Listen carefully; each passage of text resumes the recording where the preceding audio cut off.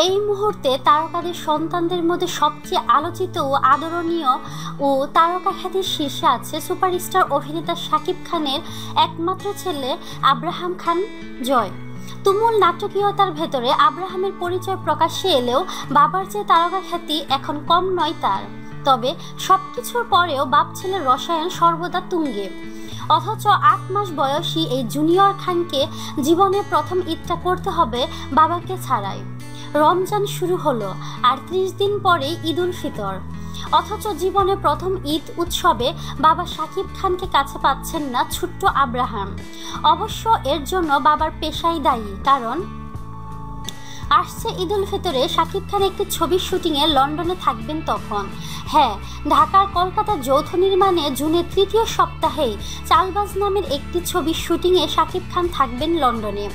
অনন্য মামুন ও কলকাতার জয়দীপ মুখার্জির নির্মাণে এই ছবিটি প্রযোজনা করছে এসকে মুভিজ। ছবিতে শাকিবের বিপরীতে দ্বিতীয়বারের মতো অভিনয় করতে চলেছেন শুভশ্রী।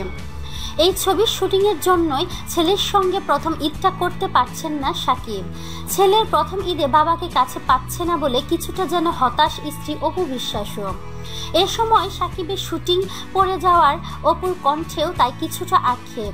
প্রথমবারের মতো ঈদে আমরা 3 জন একসঙ্গে মজা করে ঘুরে বেড়াতাম, আনন্দ করতাম, এরকমই একটি সাক্ষাৎকারে বলেছিলেন অপু।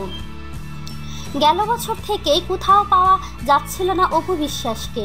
হঠাৎ হারিয়ে যাওয়া অপু গত এপ্রিলের 10 তারিখে মিডিয়ার সামনে ছেলে সহ প্রকাশ্যে এলেন আর সবার সামনে বললেন 2016 সালের 27 সেপ্টেম্বর ঢালিউড সুপারস্টার শাকিব খানের সন্তানের মা হয়েছি।